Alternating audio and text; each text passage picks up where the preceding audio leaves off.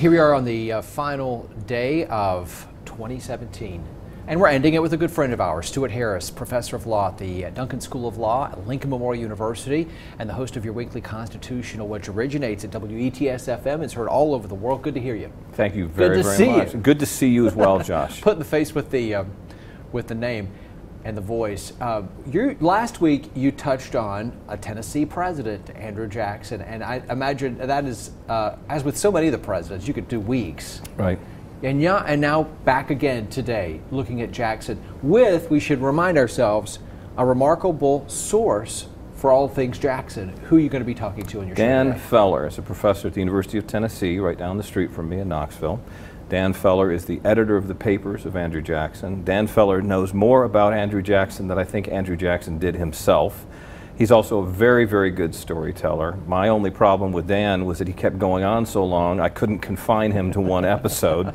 So about halfway through, I realized we were way over time and we were just going to have 2 episodes. And I know you're delving into Jackson the populist, right, which has been something that's been a great topic of conversation in the Trump presidency. Oh, yes. And one thing I really love about your show and about you is you keep people like me in mind. Mm-hmm. What is a populist, and how can we connect Jackson to Trump? That's a very interesting question because I think it has a very negative connotation in many people's minds, but it also has a positive connotation. The positive is that you're a man of the people, that you connect with the common person. And that was certainly how Jackson saw himself and how he tried to frame his appeal, and it worked very, very well for him.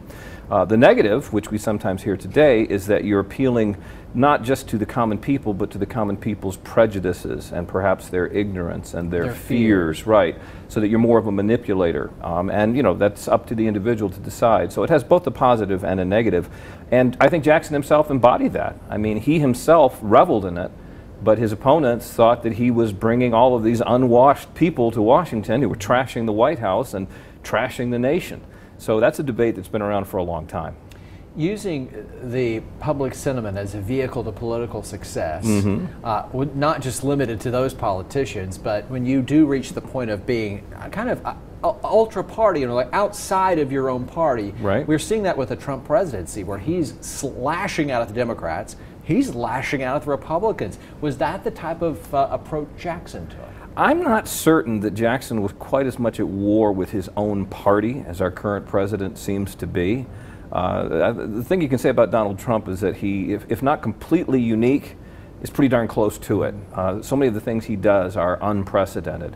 But one of the reasons we decided to run this particular episode, or these 2 episodes, is because so many people are drawing comparisons between them. So toward the end of this episode, after we finish with Jackson's life and his presidency, I asked Dan Feller if he thinks that there are parallels there, and it's a very interesting response he gives. See what I did there? A little teaser. It's a tease. That's right. It's called a probe. That's right. Real quickly, I mean, I studied in 7th grade Tennessee history. Right. I remember studying Jackson. Remember not much at all. But was there that something? Was in 1950, right? 52? Sanskrit. Exactly. We gathered around the sundial. Did you learn something about it? Was there a surprise or a kind of an unmined thing that you were like, wow, I'd not known that about There were lots of surprises. I think basically, even though, again, Jackson has a very mixed reputation these days, one thing about him that's very admirable is that he was completely a self-made man. I mean, he came from nothing, and he fought in the Revolutionary War at a very, very young age. And from that point forward, you know, he was the man. He was in charge of his life. So love him or hate him, you can't deny that he was a force of nature all throughout his life. Very influential in American history as well. I'm looking forward to it. Stuart Harris, great to see you again. Your weekly Constitutional airs today at 3. It re-airs in this brand new year, Tuesday at 8, and it's on WETS-FM. Stuart, Happy New Year. Thank you. Happy New Year, and please, this year, no more wild stuff, No okay? more. You got it. Okay. Thanks.